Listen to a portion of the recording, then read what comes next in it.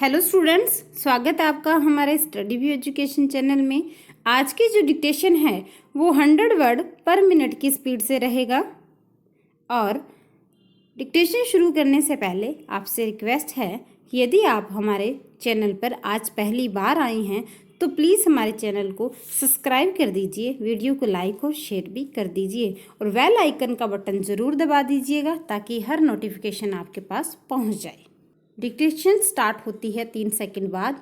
Ready, start. अध्यक्ष जी, मैं इस बिल का विरोधी नहीं हूँ, बल्कि अपने कुछ संशोधनों के साथ समर्थन करना चाहता हूँ। अभी मंत्री महोदय ने जो प्रतिवेदन सदन के सामने पेश किया है उसमें बताया गया है कि राष्ट्रीयकरण के बाद कारखानों ने कितनी उन्नति की है।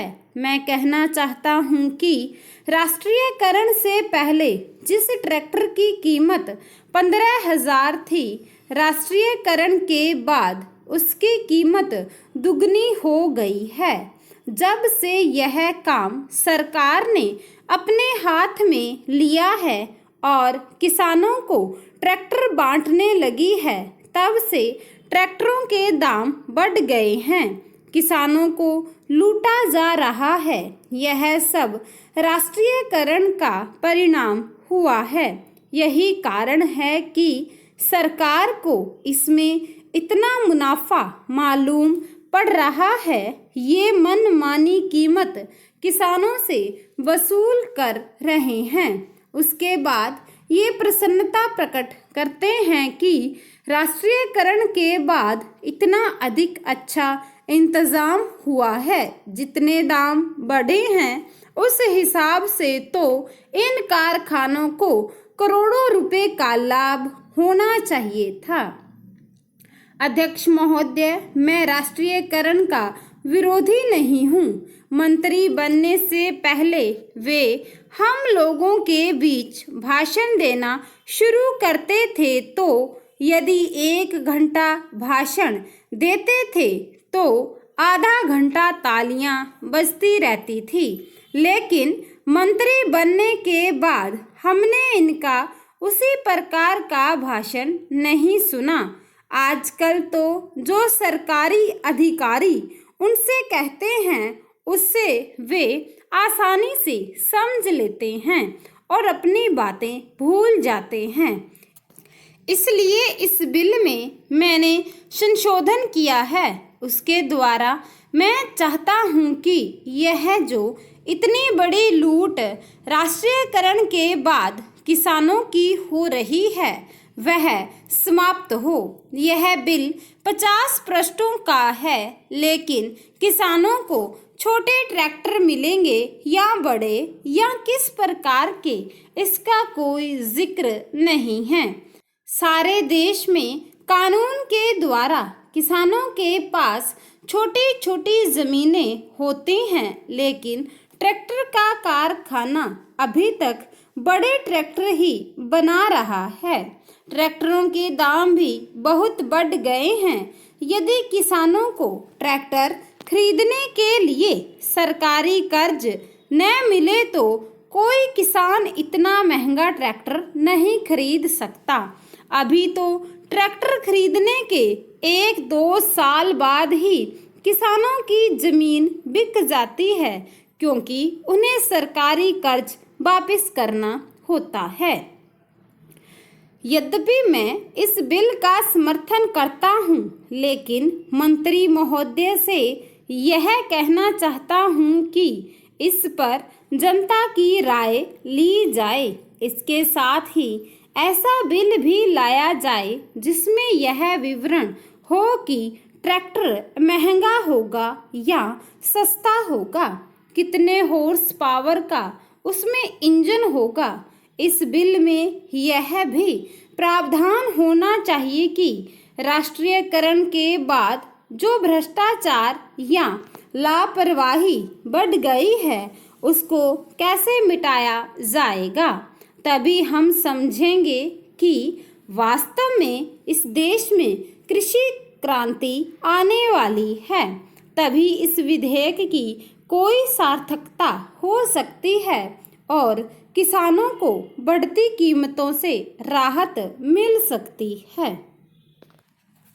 मान्यवर, इस विषय पर जो चर्चा हो रही है, मेरी दृष्टि में यह काफ़ी गंभीर और महत्वपूर्ण है, क्योंकि इसका संबंध सारी दुनिया की आधी आबादी से है। जहाँ तक हमारे देश का सवाल है, इसका संबंध 80% आबादी से है, क्योंकि हमारा देश कृषि पर निर्भर है। पूरे देश की खाद्य समस्या से इस मंत्रालय का संबंध है। इसलिए मेरा अनुरोध है कि इस विषय पर जो भी सुझाव माननीय सदस्यों द्वारा दिए गए हैं या दिए जाएंगे, उन पर मंत्री जी अवश्य ध्यान देंगे और उन पर उपयुक्त निर्णय लेंगे। महोदय, विश्व खाद्य संगठन ने इस वर्ष हिंदुस्तान के लिए खाद्य उत्पादन की दृष्टि से बड़ा गंभीर वर्ष बताया था, लेकिन देश के किसानों ने, मजदूरों ने, इस देश की केंद्र सरकार ने और राज्य सरकारों ने वैज्ञानिकों के सहयोग से इस बात को साबित कर दिया है कि यदि हमारे देश के किसानों को आवश्यक सुविधाएं दी जाएं तो वह किसी भी देश के किसान का उत्पादन के मामले में मुकाबला कर सकता है। इसलिए सरकार का यह पहला कर्तव्य है कि वह किसानों की हर तरह से सहायता करे। यह जरूर है कि इस वर्ष प्रकृति की भी काफ़ी कृपा हमारे ऊपर रही है, लेकिन हमेशा वह कृपा बनी रहेगी यह कहना संभव नहीं है। इसलिए इन सारी स्थितियों को ध्यान में रखते हुए भविष्य के लिए आत्मनिर्भर होने के लिए कौन से कदम उठाने चाहिए, इसकी ओर कृषि मंत्रालय को विशेष ध्यान देना चाहिए। महोदय, सिंचाई के बारे में काफ़ी चर्चा हुई है। मैं इस मंत्रालय का ध्यान विशेष रूप से इस बात की ओर दिलाना चाहता हूँ कि हमको अपनी गति बढ़ानी पड़ेगी। जो हमारी सिंचाई की योजनाएं हैं, उनको हमें शीघ्र पूरा करना होगा। समय हमारा इंतज़ार नहीं करेगा, लेकिन इसमें एक दिक्कत यह है कि अनेक राज्यों ने पहले की स्वीकृत योजनाओं को पूरा किए बिना कई नई योजनाएं हाथ में ले ली हैं, जिससे उनको पूरा करने की गति धीमी होती जा रही है, क्योंकि उनके लिए पैसे की कमी हो जाती है।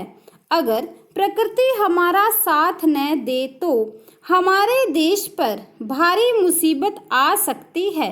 इसी मुसीबत से बचने के लिए हमारी प्रधानमंत्री ने 20 सूत्री कार्यक्रम में सिंचाई को भी सम्मिलित किया है। जहाँ तक छोटी सिंचाई योजनाओं का सवाल है, वह हमारे देश के किसानों के लिए काफ़ी लाभदायक है।